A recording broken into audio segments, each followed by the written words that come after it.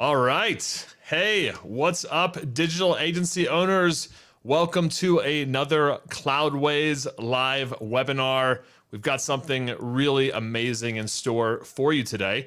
I'm hanging out with Chip Griffin, and Chip's gonna be talking about maximizing agency profitability with floor to ceiling pricing. This is our webinar for today. And before I have Chip come on and talk about his background and what he's all about, I'd love to just hype Chip up for a quick second. So Chip is the founder of Small Agency Growth Alliance. He is a longtime owner and executive. Chip helps agency leaders build businesses that allow him to achieve their goals. He shares the wisdom of his success and lessons of his failures with clients to inform better decision making, which I love. Chip's entrepreneur outlook, digital mindset, and experience in founding and selling multiple businesses enables him to share valuable perspectives that drive transformation and accelerate growth. So Chip, welcome to the program. We've got a lot of awesome stuff in store for our listeners today. And why is agency profitability, why is pricing something that you like to go around and talk about with folks? Yeah, well, first, thanks for having me, Brent. This is obviously an important topic, and it's great to be having it with you because I know this is an area that you focus on a lot as well. So I think we're going to have a great conversation with lots of insights for viewers.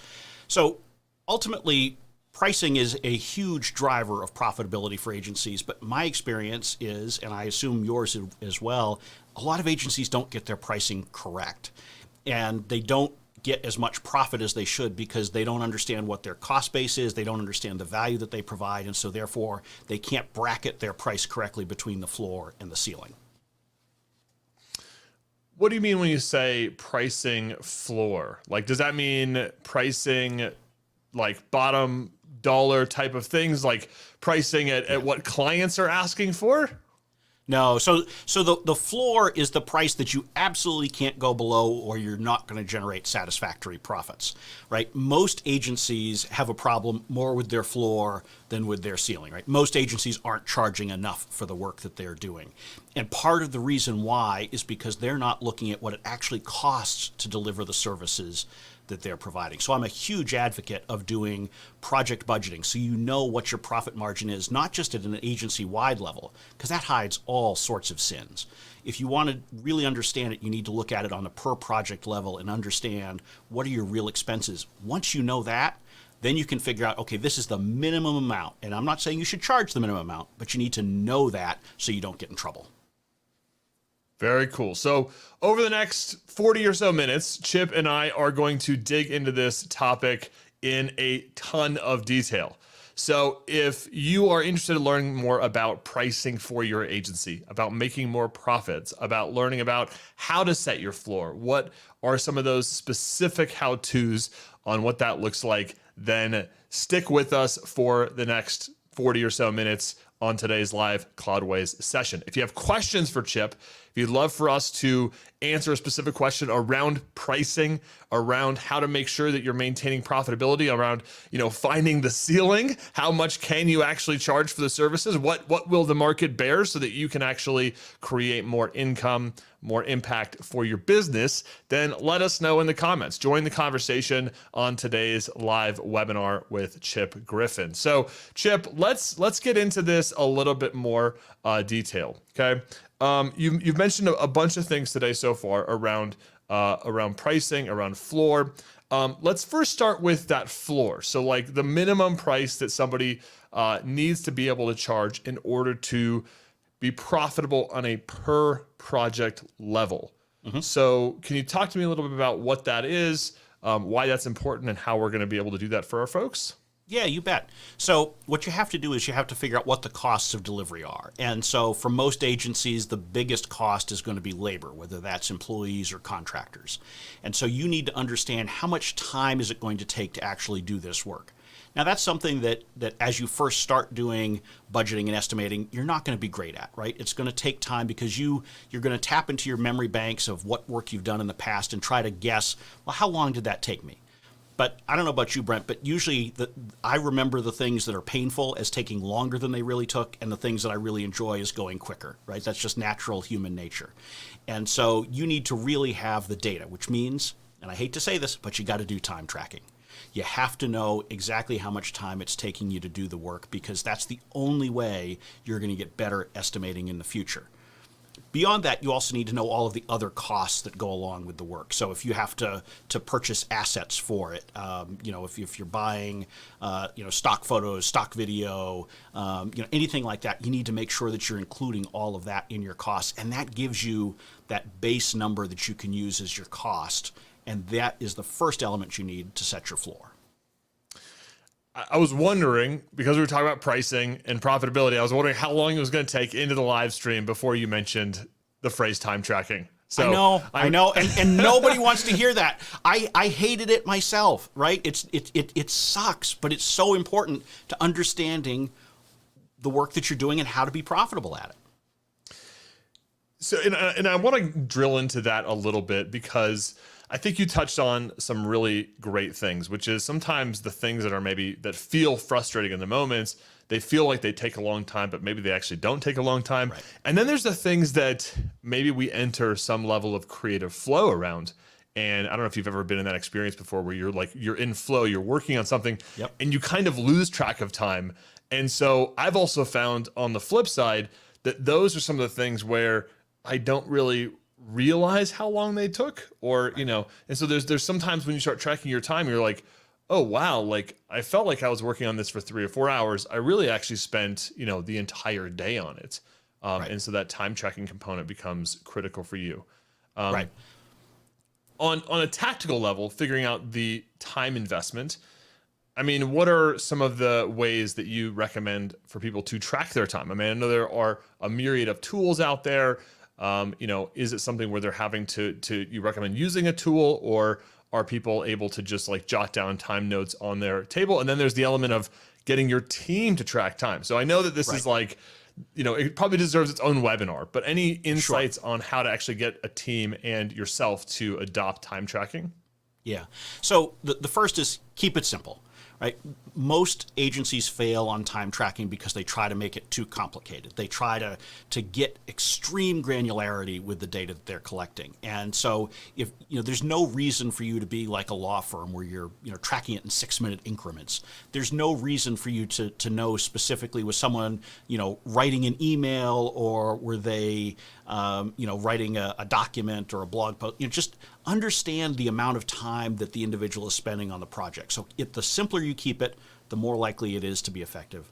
The second thing you need to do is find the tool that people will use, right? So that might be writing it on a piece of paper and passing that in. I am a digital guy. I don't really like that. But you don't have to have a sophisticated, expensive time tracking system that has a timer running on your screen and all that kind of thing. It's whatever the team will actually use consistently.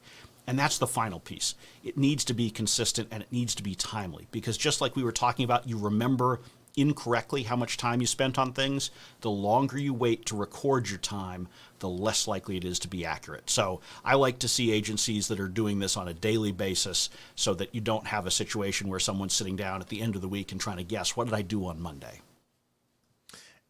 And Chip, I was just talking with an agency the other day, and I love that you bring up the time tracking as a really important element of setting your costs, because we're talking about pricing today. And I was literally talking to an agency owner who was obsessing about price to the point of like a $5 difference in, this person's time versus this person's time.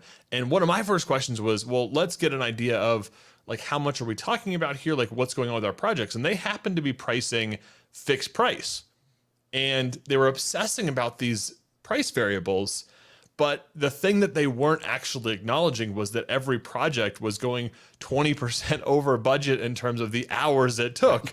And so I'm sitting here going, okay, we're talking about a 3% difference in hourly rate, which, yes, we should fix that, but we should also become aware that we're, chronically overshooting our budgets, which of course makes the project a lot less profitable than just changing your price by, $5. So I love that you bring up time tracking and becoming aware of that. So once you actually have that insight into the business, how does that affect your hourly pricing, or even your fixed price options from there? Yeah, so you've made a great point there about over-servicing, because that is a huge issue. And the reason for it, I mean, there's tons of reasons that agencies over-service, right? Most people in the agency space tend to be people pleasers. They want to keep the clients happy. They want to keep them asking for projects. They want to keep retainers, whatever it is.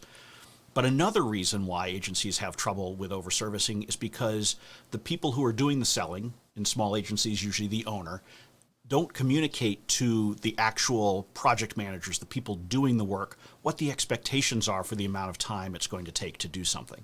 And so you need to involve your team in those efforts, because that's the only way that you're going to not only have the effective estimates up front, but also the effective adherence to it that will generate those profits. And so you really need to think about that, because, as you say, fixating on, is it a $5 difference in my hourly rate that I'm using or not?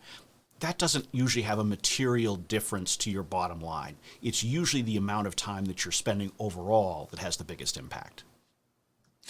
I always find the worst time to tell a team that there is a budget for a project, and that they're over budget is, of course, a lot of times the agency owner's like, hey guys, we're over budget already. And the team's like, budget? Right. What right, budget? I didn't know. Exactly. But the team needs to be involved, not just to know what it is, but they have to be involved in putting it together. Right, we were talking about the importance of getting estimates accurate. That means you have to involve the people who are doing the work and ask them, how long is it going to take you to do this? Right? You don't want to just sit there and, as the owner, sit down and say, well, this should take 5 hours, because as owners, we're terrible at it, right? Because we don't know what goes into the day-to-day work the longer we've been out of those roles. And we also think about it in terms of how long would it take us? But nobody is going to be necessarily as dedicated or as experienced as the owner. And so you can't use your own guidelines. You have to understand what your team is going to take to do the work. How do you deal with, when you were thinking about pricing, especially if we're creating an estimate or a budget for a client, and we're thinking about that floor and involving team? I mean, I'm kind of an optimist, and it gets me in trouble, to be honest. And I've had team members who are, relentless optimists. Like, oh yeah, that'll just take me a day. Right. But the reality is, maybe it's 2 days, maybe it's 3 days. I mean, what are some of the things, like, how do you account for that kind of, it's a great mindset to have, that you're gung-ho and you want to attack something, but also at the same time, it can affect profitability in that you're underestimating work that really takes a lot longer, and then you're quoting based off of that. Sure. So two things there. The first is that you shouldn't be just collecting the data up front, just adding up a spreadsheet and saying, okay, this is how long it's going to take. You need to be challenging your team and asking them questions. Are you sure about this? What's your confidence level? Those kinds of things. But the second piece is you have to have post-mortems on each client engagement. And you have to sit down with your team, and not just for budget purposes, although that's what we're talking about today. At the end of each client engagement, you need to talk with the team. What went right? What went wrong? What kind of process improvements can we have? How accurate were we with the estimate that we had up front for the time and costs? How can we make that better next time? And so it's a continual learning experience.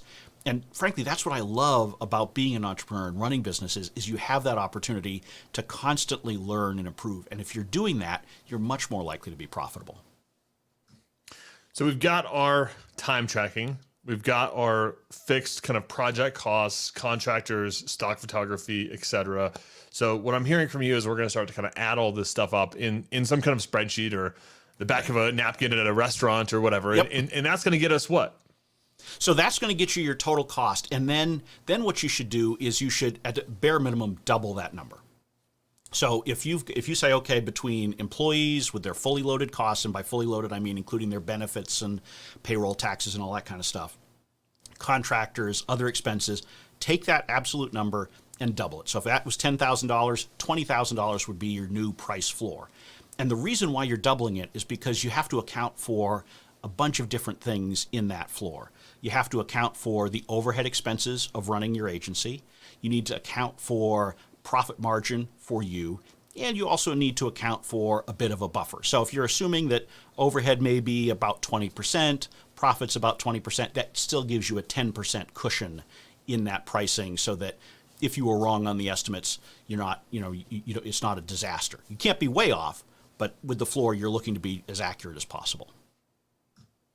Awesome. So we've got some ideas of our price floor.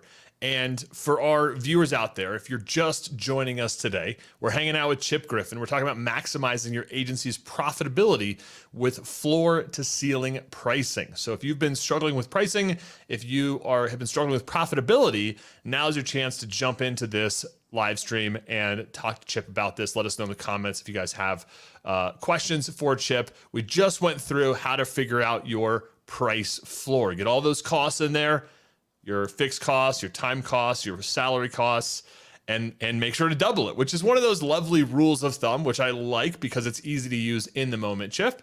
Right. But let's and by the way, make sure to count your own time. Can I just say that? Because I don't know how many times I see the owner forget to include the time that they're spending servicing the client. They only look at their team. You've got to include your own time. It should be the most expensive time your agency has. And what's with that? I mean, and I've fallen into this trap myself so many times where as owners, we think that our time is just kind of baked into everything else, right? We kind of forget about the strategy time, the project management time, and even getting in and doing some of your craft. If you're somebody who comes from a design background, maybe you're doing creative director work or things like that, it's like we almost forget about ourselves.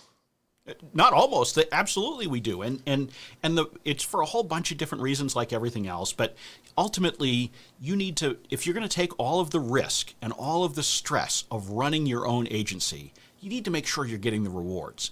And so you need to start by figuring out what is the fair salary for yourself as the owner. Too often, owners arrive at that number after they do all the work and say, "Okay, here's how much I have for profits. Here's what I can pay myself." That's backwards. You need to start with knowing what your fair compensation is, putting that right into your agency's budget and projections, and then building out everything around that. And if you do that, you're going to be a lot happier with your business. Fair salary. You use that word, fair salary. Right. Because I know when I go to, if I go to Google and I type in, what does a CEO make? Right.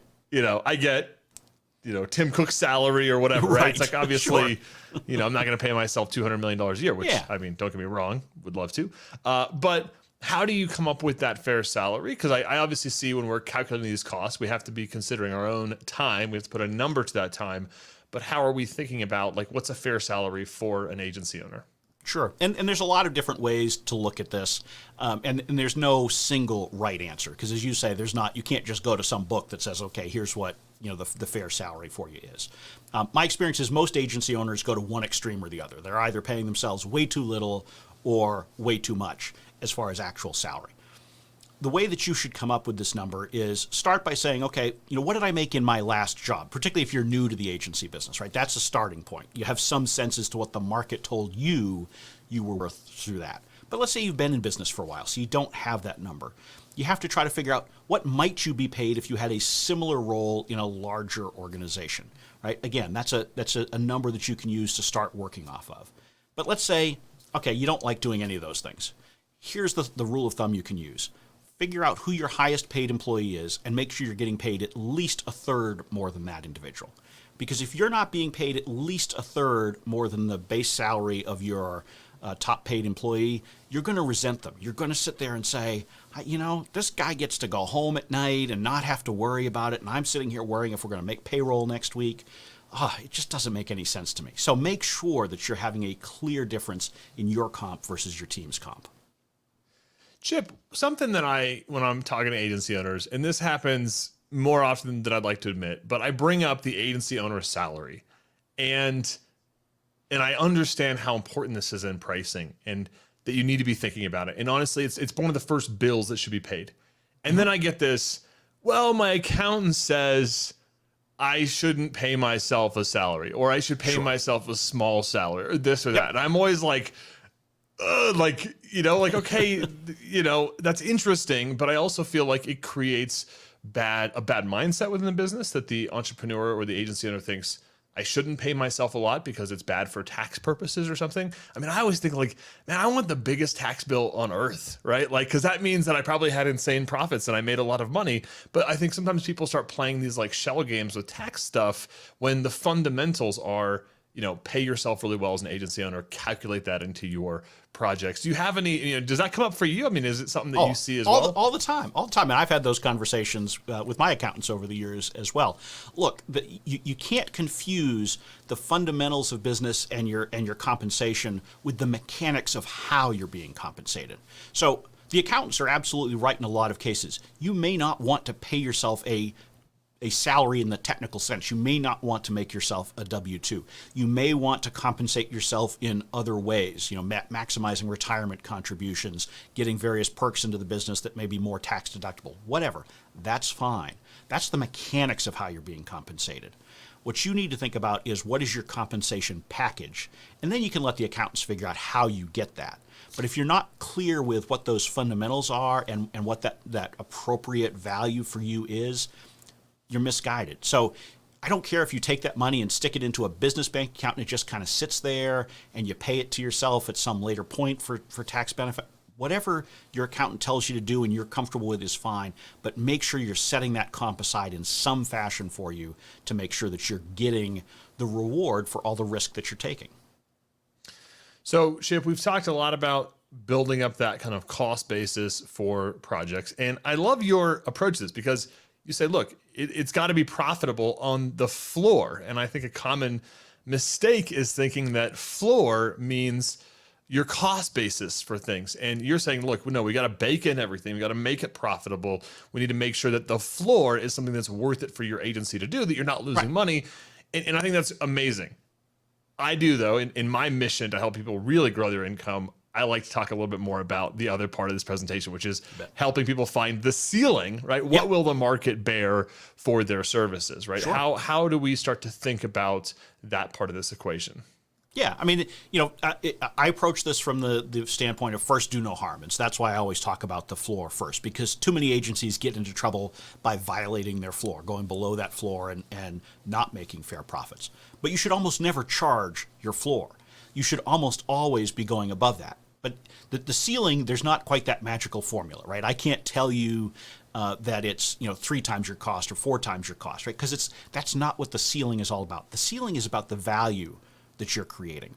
And this is one of the reasons why I'm a fan of what most agency consultants are, which is that you should find some focus for your agency. A lot of folks call it niching or niching. I'm not as fond of that term because I think that sort of makes people feel a little more constricted into particular industries. It's really more finding some kind of focus for the work that you're doing. So you're working with similar organizations, whether that's based on industry, size, challenge, whatever. And the more that you do that, the more you understand the value that you're creating.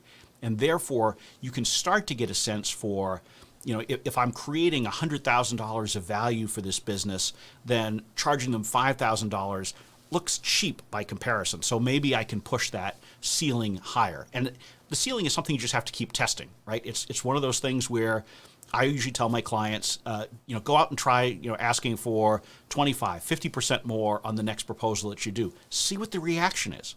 Because until you start getting pushback on pricing, and I mean legitimate pushback, where someone is choosing to go with another agency based on price, not, I wish it was cheaper. Clients are always going to complain about price, right? Because we're all trying to beat down our vendors and get a better deal. But you have to understand, when are they actually going somewhere else? And that helps you figure out where your ceiling is. I like that you differentiate between a complaint and an objection, because we've all, I don't know how many times I've gone to a store and I had a budget in mind. I'm going to spend $100 on a new outfit or a pair of jeans or whatever. And then, you see the price tag. You're like, these pants cost what? They cost $300. I can't believe that, as I'm, walking up to the counter and I'm still, swiping the card. I can't believe how expensive this is, right? As I walk out with my, my bag of clothes or whatever. And I think that's important for people to think about, because sometimes it's that almost like the social interaction to the actions that we take, that, our community, our tribe, if you will, is like, oh, you're charging what, right? It's like, and we get that emotional response to somebody complaining about something that we're doing, and we immediately take that as a negative, that we're pricing too high. But what you're saying is, you need to actually kind of maybe lose some business, not because you weren't the best firm, but specifically somebody says, we chose another firm that was, equal service. We were going to get the same thing. It was an apples to apples scope of work, but you all were just way too expensive. Right? When that happens and you have an idea that you're kind of hanging out in maybe a little bit, you pushed a little bit beyond your ability to deliver value, or at least to pitch your value. Right. I mean, look, if you never lose head to head with another agency, something's wrong. Right? If the only reason that prospects aren't signing with you is because they don't decide to do the work, well, then you're probably dealing with the wrong kind of prospects, because it wasn't an actual need that they had. They were tire kickers. If you're just discounting and getting the business that way, well, that's a problem too, because now you're just unnecessarily eating into your profits. I mean, I had a coaching client last year who said to me during the prospect stage, can you do this for half of the price that I had quoted? And I just said, no. And guess what? They said, okay. And they signed up right away. As agency owners, we are often too afraid of losing the business. And so we don't hold firm, and we don't understand that value that we're creating. And if you do that, you're going to be leaving money on the table. Chip, I want to come back to this fear word, being afraid in the pricing conversation, in the pitching conversation. Before we do that, because this is, I think, really important to charging higher prices, is overcoming that fear, is I want to just take a quick second and talk a little bit about some things that Cloudways has going on. So we're going to come back to that, raising your prices, overcoming that fear, and getting Chip's specific insights on that. But for a quick second, I'd love to tell you about the Cloudways Agency Partner Program. You all are hanging out on this live stream today because of Cloudways. They created this platform for me as a Cloudways Maverick to come hang out with you, to bring people like Chip to this platform, which we are super thankful for. And one of the coolest things that Cloudways has going on right now is their agency partnership program. Cloudways, if you don't know this, is one of the best managed cloud hosting platforms out there. So if you're looking to get access to platforms, like AWS, Amazon's hosting platform, but you don't have the sysadmins, the DevOps people to really micromanage those server environments, then Cloudways is a fantastic option for you to look at. We moved all of our stuff over at eGurus over to the Cloudways platform, but what makes them so exciting to people like me is their specific attention to agency owners and realizing that you, as a digital agency owner, have different needs than end business owner clients. You might have a dozen clients or 50 clients or 100 clients. You might have clients that need dedicated servers, that need shared hosting options, and you might also need a different level of support, and you might like to make a little bit of profit on the hosting investment that you make with your clients. And so that's what the Agency Partner Program is all about. You can find out more details at cloudways.com/agency. And right now they're signing up people for it's kind of waitlisted. So if you are interested in this, get on the wait list as soon as possible. They're letting new agency owners in all the time, but because they're providing a different type of support, kind of more support and more customized support for agency owners, because they're providing some discounted pricing and preferred pricing and some exclusive agency owner benefits like live coaching with myself and exclusive content. Check it out at cloudways.com/agency. Sign up for that wait list, and as soon as they're able to let more agency owners in, you're going to be the first to know about that. So if you're looking for a cloud hosting option, if you're already with Cloudways and you're an agency and you're not currently on the Agency Partner Program, take a look at that. I'll drop the link into the comments here in just a quick second. That's cloudways.com/agency. So super pumped about that. Back to Chip. And for our listeners today, if you're just now joining us, just to get you caught up to speed, we're hanging out with Chip Griffin. We're talking about maximizing agency profitability with floor to ceiling pricing. We've talked about how to calculate that floor. We've talked about, started talking about the ceiling and how to do that. And one of the questions that always comes up when we're thinking about ceiling, when we're thinking about raising our prices, is how to actually, do that in the moment. And I don't know if you've ever come across this, Chip, for your own stuff, but I remember when I would be, sitting down with a proposal, and I've spent, an hour or two on it, driving up the, creating the scope of work, calculating out with my fancy spreadsheet what the price is going to be, and, reviewing all of my client notes from discovery. And then I get to the investment page and I'm like, this is what it's going to cost. And right before I'm about to hit that send button, I'm about to hit it, I'm about to do it. And then I hit my mouse and I go and I just lower the price, or I add a, preferred discount, right? Or something, right? And I've been talking to people that, I was talking to an agency owner the other day, and she was like, oh yeah, she was showing me her estimate that she was about to send, and right at the bottom it said, minus 15%. I said, what is that? She said, oh, well, I was late getting this estimate to this client, so I felt bad, so I discounted the work, right? And so I think there's this like human response of fear and doubt that just somehow finds its way in. So how do we, as agency owners and also humans, right? How do we overcome that fear? Because we do want people to find that ceiling. We want them to find, the market, what the market will bear for their services. So how do we overcome that very emotional component to this spreadsheet-oriented thought process? Sure. So, I mean, this is certainly something I've seen a lot, Brent, and it's, you absolutely have to overcome that fear. And at the end of the day, a huge part of getting profitable pricing is learning how to negotiate effectively. And probably the first and best rule is don't negotiate with yourself, right? That's what you do, and that's what I've done when you're sitting there putting the finishing touches on the proposal and you shave off, $1,000 or give the 10% discount. And by the way, putting an explicit percentage discount in there is horrendous, because putting in a specific percentage discount suggests that you were perhaps overcharging to begin with, right? I mean, it makes you think of, these cheesy stores, where everything is always on sale, right? I mean, how many times, I used to buy all my suits back when I wore suits from Joseph A. Bank, and they always had a deal. So you never bought anything at full price because you always knew they were going to do 3 suits for the price of 1 any day now. That's not the environment that you're in and the services that you're providing as an agency. So you have to learn how to negotiate. And the key to negotiating successfully is any concession that you give to the prospect or client, you have to get something in return. So I'm all for making adjustments to your pricing as long as you're adjusting the scope of work, the terms of payment. You have to get something tangible in return for 2 reasons. 1, it helps preserve your profitability, but 2, it sets the correct expectation from the client that if you're going to give them something, they have to give something in return. It's not a one-way street, because that one-way street negotiations, guess what? That turns up throughout the client engagement too. So set the tone early. I love so you mentioned 2 things, scope of work. So I assume client comes in and says, this is too expensive.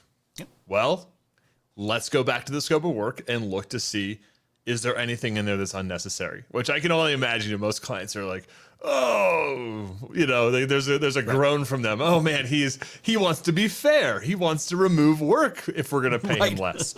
And so I think people get that. But you also mentioned this other thing, which is the terms, potentially a payment, right? So some kind of term. So how would I give somebody a concession in price related to a term of payment? Can you give us some specific examples for our listeners to maybe apply this? Yeah, and there's 2 terms. So there's the actual payment terms, but the other is the timing, right? So sometimes you can do something, less expensively for a client if you can stretch out the delivery dates, right? Because you can use it to fill in gaps in the rest of your work schedule. But for these purposes, let's talk more about the financial ones, because those are the ones that I think have potentially bigger benefits for the agency. So some of the terms that you might want to look at is, how much are you getting paid up front, right? So, I mean, let's say that I typically break my project into, let's say 1/3, 1/3, 1/3. I might be able to say, okay, I can give you a lower total price if you'll pay me 60% up front, or pay it all up front, right? Because now you have the time value of money. You're taking away the risk of collections. So that can be one way to do it. You can do it in other ways where, maybe what you say to them is, I can't lower the price, but I can give you some installments on it, right? And so, maybe in those cases, you may actually charge a little bit more for them to have installments, right? Just as, you see online, courses and those kinds of things where, you can pay $10,000 up front or $1,000 a month. You're paying more, but from the client's perspective, they're getting a little bit more ability to manage their finances. So there's a lot of different ways that you can adjust those terms to get a better deal. You can also shorten the terms so that, obviously when we're working with larger organizations, a lot of them are using procurement departments and other, people to beat us down and say, okay, we're going to pay you on 90-day terms or something crazy, which small agencies in particular should not be accepting those terms. There's no reason for you to be a bank to a Fortune 500 organization. You need to be getting paid more quickly, but you can shorten those payment terms so that you get paid more quickly, and that's valuable to you. So that's a concession that you might use to knock a little bit off the price. Something that I hear about in pricing, especially on the ceiling side, is pricing the client or value-based pricing. Right. And, how that impacts, maybe offering a similar scope of work to two different clients. One of them pays maybe closer to your floor, right? Somewhere in between your ceiling and floor. And then maybe another one you're able to charge a lot more, not because you're necessarily doing more work, but just somewhere along the line you've been able to build more value for it. Maybe it's going to have a bigger impact on that client specifically. And so you've got people out there that love to do value-based pricing because maybe they make more money. But then sometimes I hear the objection of, well, how can I charge two different people, two completely different prices when it comes to my services? Doesn't that feel kind of like I'm doing something weird? How do you address, value-based pricing and that variability from one client to another? So, value-based pricing is it's sort of the white whale of the agency community these days, and a lot of agencies are trying to pursue this concept, but most of them get value-based pricing entirely wrong. Most of the time, when I hear someone say value-based pricing, they're really just talking about premium pricing and try to price more at the higher end of the market rather than the lower end. Ultimately, you need to understand the value that you're creating. Now, the value that you're creating, if you're working with similar types of organizations, probably isn't going to be that different. So one of the things that I tend to think, if I see, okay, someone saying I'm charging $10,000 for this work to client A and client B, I'm charging $50,000, I'm thinking maybe that agency doesn't really have a good focus, right? Because you're now working with two different scales of clients if it's the value is perceived that differently. So I'd rather see you understand the value that you're creating, but tighten the focus of your agency so that instead of having these wild spreads from client to client, you're maximizing the value for the specific suite of clients that you're working for. So yes, know the value, ask questions, right? Ask the client, if this happens, what does that mean for your organization? If I generate 30 new leads through pay-per-click, or if I, create a website that, converts leads at a higher percentage, how can I understand what that impact is on your business? And the more that you work with similar organizations, the better you're going to get at it. And that's why I like having a focus for your organization as an agency. That's awesome. And I love that you bring it back to having that focus that, it's not about that, serving two wildly different clients. I really find the more you have that focus, the more, whether you're a vertical niche or horizontal niche, the more similar your clients are, you actually increase your understanding drastically of the value that you provide them, which means that you can probably lean in a little bit more to the ceiling side of the equation than the floor, which we want for all of our people. I want to make sure plus you get to profitability because you're more efficient. Right. Brent, if you're working with similar organizations, you've got a similar process. You can speak their language. Your team doesn't have to get up to speed on it. If you're trying to do, on Monday I'm working on a pharmaceutical project, and on Tuesday I'm working on a retail one, and on Wednesday I'm working for financial services. You're all over the place. Get more specialized, and you will get much more efficient at the work you're doing. And efficiency equals profitability. I love that. Efficiency equals profitability. And I just want to say, Chip, I've got so many quotables from today from you, which I think is absolutely fantastic. I do want to get into pricing models a little bit today, because we've talked about kind of the absolute number, right? We have a minimum that we should be charging to make sure we're maintaining profitability. We have a maximum where we're starting to move towards what the market will bear and getting, true price objections in that process to kind of find where that upper bound is.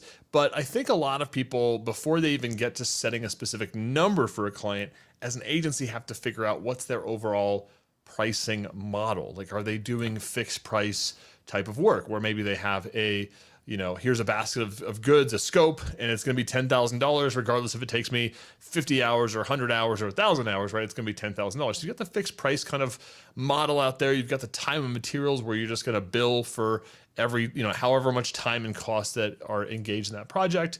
Maybe we can throw retainers into that model. So you've got a handful of, pricing models for agencies out there. And so I want to understand your thoughts on this. Should people be picking a model? Should it be a blended model? Should it just be based on whatever the client feels like paying? How should we approach our pricing model in our agency?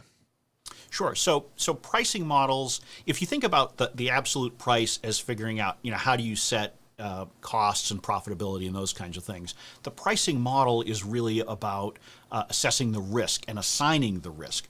Ultimately, every contract that you do in life is about risk of some sort or another, right? So if I'm borrowing on my home, part of the interest rate in that contract is for the risk that the lender is assuming that I'm not going to repay in a timely fashion.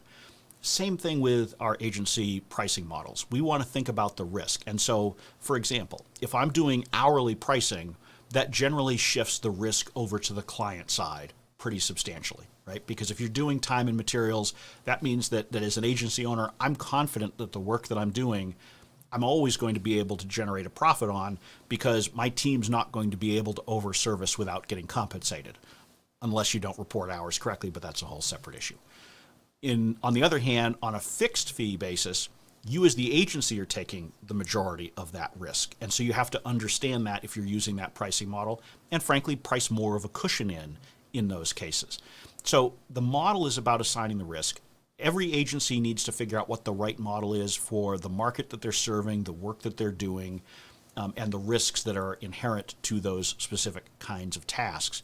And if you do that, it might be a blend. It might be that you do predominantly one or the other. I mean, if you're a PR agency and you're doing crisis communications, you probably ought to be doing hourly billing, because it's almost impossible to estimate what it's going to take to do it. On the other hand, if you're building websites, a fixed fee makes a little bit more sense, because you generally have a pretty good idea what's going to go into it, as long as you have good guardrails in your scope of work. So use the pricing model to address the risk equation, and then use the price to drive the profits. I love that, Chip, because I look at it and I say, look, if you're not 80% confident at least in, the scope of work and in delivering the work that you probably have no business doing a fixed price. And I've just seen a lot of people make that mistake of, when it comes to custom app development, or, maybe even when it comes to building a website, if there's complex functionality that you've never done before, then, I think fixed price becomes a very risky proposition. I know I've had, projects where I thought, oh, this is going to be, 100 hours. And that's 600 hours later, we're like, wow, there goes my vacation, my retirement contribution this year, right? Right, and clients love fixed fee because they know exactly how much they're paying and what they're getting at the end of the day. So the only risk is really the quality of that work. But I think at the end of the day, billable hours gets a bum rap from the agency advisor community. And many of our fellow agency advisors will tell you, never, ever bill by the hour. You can't get your value. The reason why people don't get the appropriate value when they're billing by the hour is because their hourly rate is wrong. Going back to what we were talking about earlier in this conversation, Brent, it's really, if you get your hourly rate correct, you can be very profitable. I mean, look, accountants and lawyers charge you an hourly rate. Do we think that they're not making good money? I don't think so. They're just setting their rates correctly based on the actual value that they're providing. And so, I'm not saying you should do hourly billing, but it's something that you should consider if the work is something where you don't really know what that confidence level is. And I love the 80% as sort of a rule of thumb for your confidence level. You just need to understand those things, and if you can figure out what the likely outcome is, you can get much better at picking the models and prices that will work for you and your clients. So there's, if you are going to go the hourly rate, you need to make sure that the rate is set appropriately. And I just want to tie this to something you said earlier, which is time tracking, because I think we've all been in that situation where those 10-minute tasks, those 15-minute tasks, those, maybe there's that time we forgot to run the time tracking software or whatever. And so I do find that people, if they are going to go the hourly rate, then, as a company culture, you have to really set that, time tracking is important and that hourly rates are set appropriately. I do want to talk about selling and positioning a little bit. And we can talk about the pricing conversation in general, but I also do find that there are some differences and nuances between selling the pricing model, right? I mean, if you tell a client, hey, we're going to do time and materials, we're going to bill you for whatever we use, it is shifting that risk to the client, and they might have issue with that. They might have feelings about whether they want to be, just build for as much time as you take. Any tips for how to position your model with clients to make sure it's something that they're happy about and aligned about? Yeah. So, I mean, all of this comes down to building the relationship with the client so that you can have good quality conversations. And so for me, this means a couple of different things. First of all, most agencies spend a lot of the time in business development talking at the prospect and telling them what we're good at, what our skills are, what our capabilities are, what our great case studies are, why we're the one that they should choose. We spend way too little time asking questions and, more importantly, listening. And you need to listen to what the client is saying, because the client will tell you what their actual needs are. They will reveal to you what the real value is that you're creating. And they're also going to reveal to you what their concerns about the risks are. And so if you understand all of those things, you can get much better at scoping the work. You can get much better at choosing the right pricing model, because sometimes the pricing model may be dictated based on the risk profile of that individual. Just like if you go to Fidelity or any other investment firm, they try to work with you to understand how much of a risk taker you are and steer you towards funds or investments that are more aligned with that. You should do the same thing with your prospects and match up the proposals that you're doing, both in their structure and content, to what they're actually looking for and what their concerns are. Something I've seen people do that is maybe a common pitfall is they go the time and materials route. They provide their client an estimate, but then it comes time to invoice and they're like, oh my gosh, we told the client it was going to take 10 hours and it took 25 hours. And a lot of times that's because somewhere along the way, the client started moving the goalposts and said, hey, I want this extra thing. Can you move the button to the left? Can you make it fuchsia? Can you add these 16 pages, right? I mean, a lot of times the client is actually, dictating additional things, right? They see the work you're doing and then they ask for more. And I think that's a really common, human trait. But I think it's also hard to catch yourself in that moment of, if you are choosing time materials, to make sure that you're not, kind of like what you said, negotiating with yourself, right? Maybe it did take 25 hours. And you brought up relationship. I mean, how do you reconcile when you've done 25 hours of work, you've paid for 25 hours worth of staff time, or maybe it's your own time, and it's time to invoice a client, and it took longer than you thought it was going to take. I mean, how do you deal with that moment with clients? Because they're going to come back and they're going to probably want a discount. They're going to want you to take off hours. Maybe they're going to want you to lower your hourly rate. How do we do that in the moment? Yeah. So a couple of things there. The first is that we are typically estimating or putting together scopes of work too soon with too little information. And it's because we're excited and we want to get the business. But it's sort of like, you meet someone at a bar and at the end of the night, after a couple of drinks, you propose marriage. Might it work out? Sure. Are the odds great? Not really. So you really need to try to get more information in the process. And so it's one of the reasons why I'm generally an advocate of agencies, when they're working with new clients, to do some sort of a paid discovery process. So whether that's, building out a plan for a website before you actually commit to building it, or things like that, where you can have something that's lower risk for the prospect, gets them in the door, you get the information, but you're still being compensated for that. So that's one of the things that you can do. The second piece, though, going to the conversation and relationship piece, is if you've estimated 10 hours and you start to see that it's going to take longer than that, you need to communicate that to the client sooner than later. Because I agree with a lot of the folks who would say, well, I got to the end of it and it was, 2.5, 3 times what I estimated. I feel uncomfortable sending that invoice.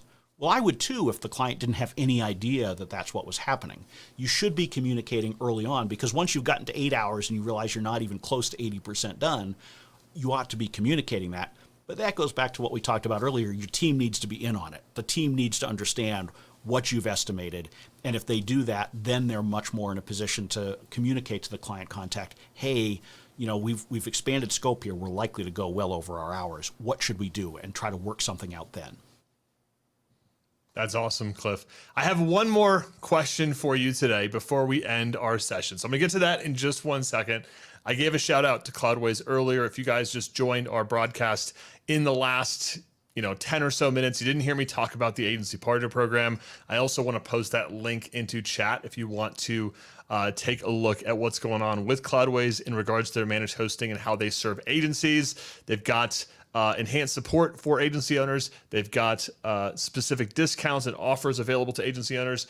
And we've got exclusive agency owner benefits like live coaching. So if you've enjoyed today's content with Chip, if you've enjoyed this conversation and you want to be a part of something like this, we definitely want to encourage you to join the Agency Partner Program. It's turning into an amazing community at Cloudways. Check it out at cloudways.com/agency. I just put the link into chat. I know I didn't do that earlier, but make sure that if you're interested in learning about Cloudways as a hosting platform, if you're already a part of Cloudways and you're an agency owner, but you're not yet a part of the Agency Partner Program, make sure you sign up. Make sure you sign up for the wait list.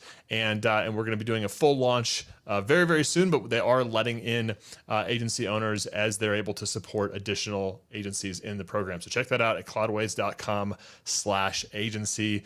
Cloudways has been just so amazing to create this platform to deliver valuable insights from folks like Chip. And so make sure you guys sign up for that, and you're going to get a lot more of this kind of stuff going on a regular basis. All right, Chip, my last question is on how often do we raise prices? So, we've talked about floor, we've talked about ceiling.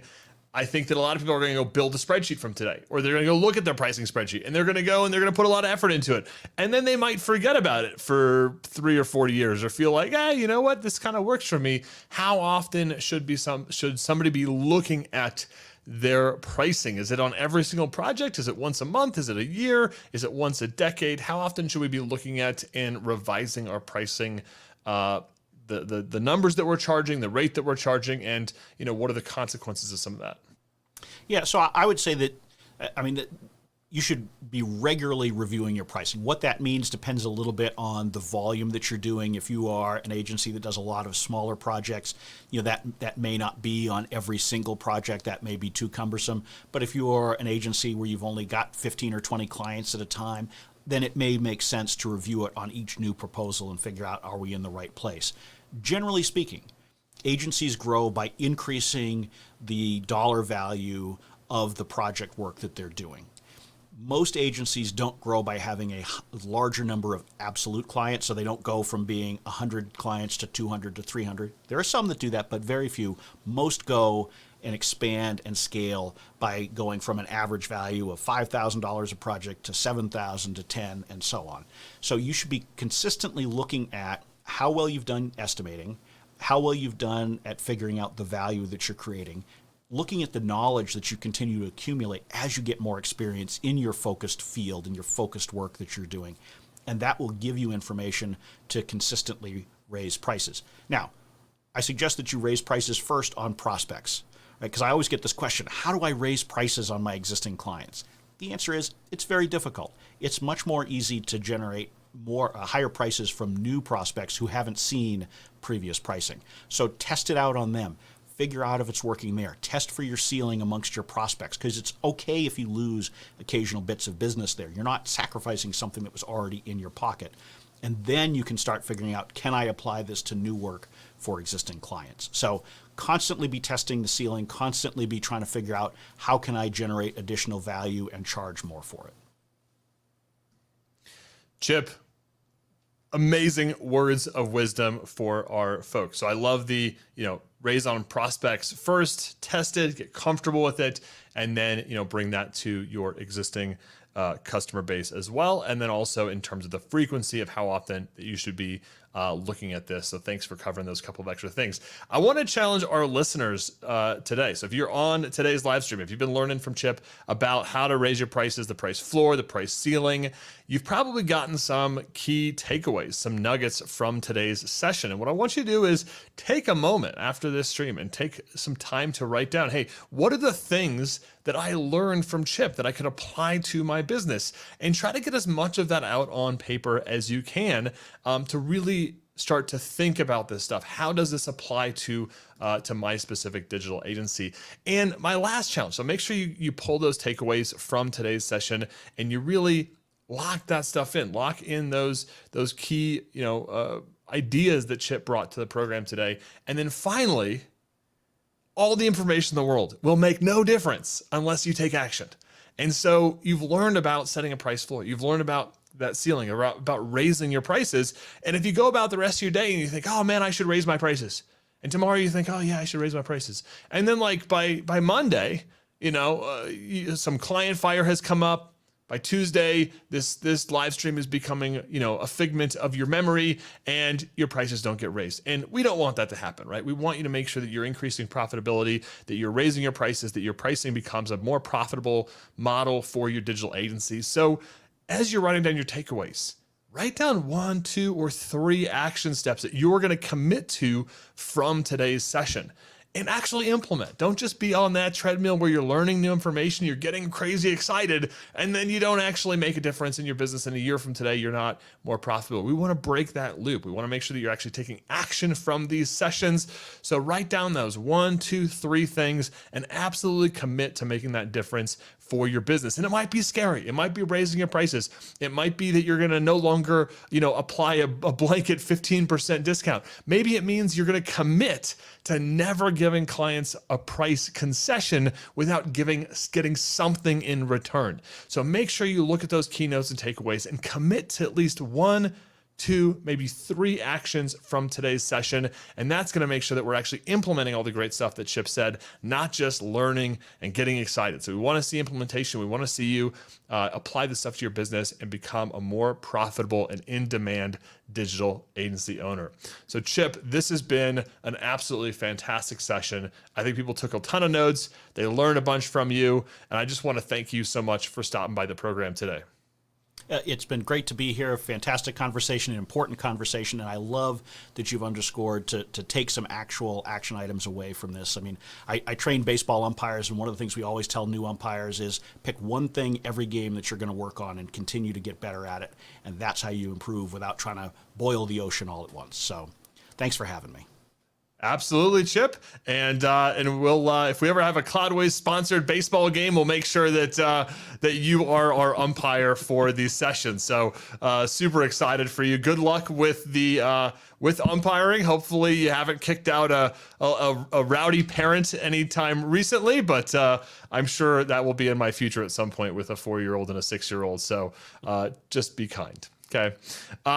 Awesome. Dude, Chip, it's been awesome having you on the program today. As we mentioned before, Cloudways is an amazing partner making this content happen for you. Hopefully you've learned a ton about pricing on today's session. If you want to check out the agency partner program, we'd love for you to do that. Check that out, cloudways.com/agency. Thanks for everyone that hung out with us today. Thanks for commenting. Thanks for engaging. Make sure if you watch today's session, smash that like button. Give us a little bit of love on today's post, and we will greatly appreciate that. We'll have more great content coming to you from Cloudways. Thanks again for hanging out with us today. Until next time, I'm Brent Weaver.